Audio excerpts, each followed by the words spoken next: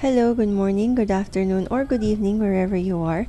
This is Grace again, and today we're going to split this Pinguicula moranensis. So this is her last year when I bought it. Tas ito naman, 11 months later. Then, nung anniversary niya, nag-flower siya, pero hindi ko ata na-picturean pala. Tas ito, a few days later, nag-produce naman siya ng another flower. So, at some point, meron siyang dalawa, and at some point, nagkaroon siya ng tatlo. Tapos, every time na nagka-flower siya, nagsisplit yung head niya.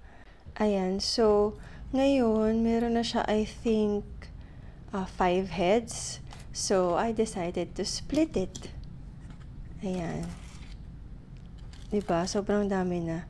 Pero sa totoo lang, natatakot akong i-split siya kasi baka ma-deads. Pero itatry natin kasi parang time na talaga. Parang kailangan na talaga niyang i-split. So, ayan. Yung dish, prepare ko na rin siya nung after kong i-arrange yung Pinguicula dish arrangement last time. So, this time, ginamit ko na yung puffcal chips as base nitong bowl para mag-absorb ng water. So, ayan, ito na yung Pinguicula moranensis. Tapos, clump na talaga siya. Tapos, naging parang ball na siya. Tapos, ito yung mga old flowers. Hindi ko na cut kasi. So, ayan pa siya. Natuyo na. Itong isang flower, patuyo na rin. Pero, going strong itong isa. Ayan. So, not sure how I can split this. Pero, hopefully, we can do it na as gentle as we can. Ayan, wiggle lang, trying to be as gentle as much as possible para hindi tayo maka-lose ng leaves. Pero kung meron man mahulog, pwede pa rin naman natin siyang gamitin para mag-propagate. Try natin mag-propagate ulit. So, dati trinay ko na kasing mag-propagate nitong Pinguicula moranensis. Pero, ayun, natuyo lang yung yung leaf pulling na kinuha ko. Ang ginawa ko nun, so nagpull lang ako from dun sa pinakailalim, tapos nilagay ko lang din sa tabi niya. Pero yun, natuyo lang din. So I guess dapat siguro this time, ang gagawin ko pagka may leaf pullings ako, i-close ko yung container para ma-keep yung moisture inside. Ayan, dito naman, titry ko munang linisin yung ilalim ng Pinguicula para hindi natin ilalagay sa bagong lalagyan niya or dish niya yung mga dried leaves. Ayan, pinupull out ko lang yung mga dried leaves. Natatakpan pala ng kamay ko dito sa view na to, tsaka wala na rin pala sa frame yung yung Pinguicula, pero ayan. Na-pull out ko lang yung dried leaves para clean look siya as much as possible. Meron tayong ganitong tools ngayon. Pang pang succulent. Pero ayan, pwede rin naman dito. Mga small things, it makes things easier din kasi nga malaki yung kamay, tapos medyo mahirap din talaga siyang hawakan.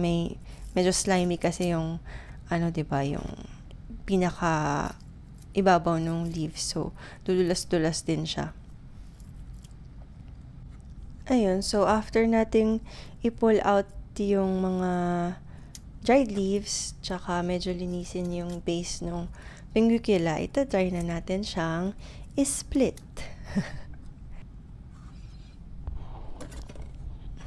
Ayan. Wiggle lang, as gentle as possible. Tingnan natin kung kung saan natin siya pwedeng i-split. Ito yung pinaka-obvious sa gitna. So, try ko lang paghiwalayin yung clump. Wiggle. Medyo mahirap, parang magkadikit talaga. Pero yon, konting wiggle lang naman, medyo lumuluwag din siya.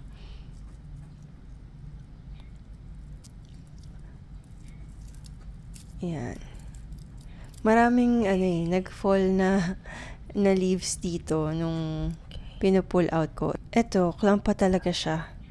Ayan, so ngayon, gagawa tayo ng space sa gitna. Medyo uukain lang natin ng konti para doon natin ilalagay yung roots at ma-stabilize natin yung plant into the lava rock. So, meron na din tong halong sphagnum peat moss. Tapos, nilagyan ko lang din yung ibabaw ng lava rock kasi medyo may uka naman din talaga yung shape nitong specific lava rock na to eh. So, ayan. Pinatong lang natin siya. Tapos, medyo wiggle-wiggle natin yung mga pumice sa paligid para ma-hold niya yung plant. At ito try pa nating i-split hanggat kaya, kung kaya pa. Ayan, 3 heads pa pala to. Kala ko kanina 2 lang eh, pero ayan. So, 3 pa siya, try natin paghiwalayan. Marami nang nahulog na nito, leaves. So, yun yung gagamitin nating leaf pullings for propagation. Na for next video na lang, tingnan natin kung gaano katagal bago siya magkaroon ng bagong pops kung meron. Ayan. So, na-pull na natin. Medyo natakot na akong i-split pa tong clump na to. So, ilalagay na natin siya as is. Ayan. Dyan na lang sa baba. Ayan. Sobrang nakaka-happy makita yung growth nitong pinguicula na to. Kasi, sa una, parang sobrang bagal niya.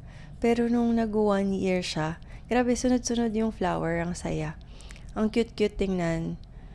Trinay ko din siyang i-pollinate Kasi nung January, meron din akong other pinguicula na nag-flower din. Kaso yun naman, sa labas kasi yun.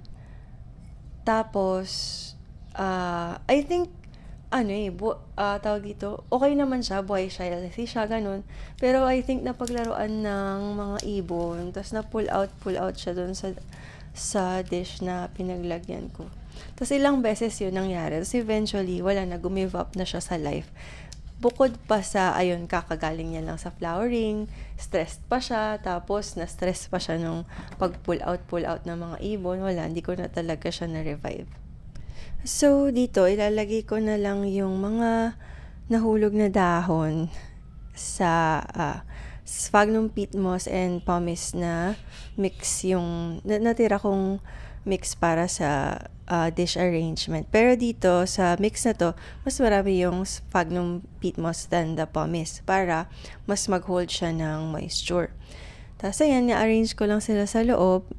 Pinabaon ko ng konti yung part na mas yung dikit sa base nung pinguicula para hopefully mag-create siya ng new pinguicula.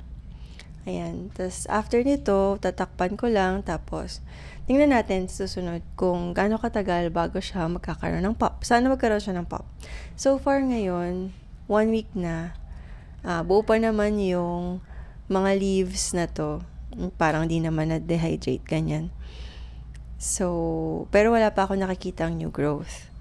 Tapos dun yung mga pinakailalim na leaves naman nung mga pinguiculas na nasa dish, merong ilang mga nag-dry I think dahil sa pag-split yun. Pero parang okay naman so far yung mga pinguiculas. Ayan, tiyatakpan na natin. Tapos na. So, ito na siya sa kanyang place sa house. Katabi niya yung pink dome na ginawa natin last week. Ayun, tapos siya naman, may butas to sa ilalim itong pot na to. Tapos nilagay ko na lang siya sa isang basin para yun na lang yung i-fill ko ng water every time. So, ayan, dyan silang lahat. Hopefully, mahuli nila lahat ng fungus gnats and fruit flies sa loob ng bahay. Ayun, that's it for today's video. I hope you were entertained or learned something from it. See you next time. Bye-bye! Thank you for watching!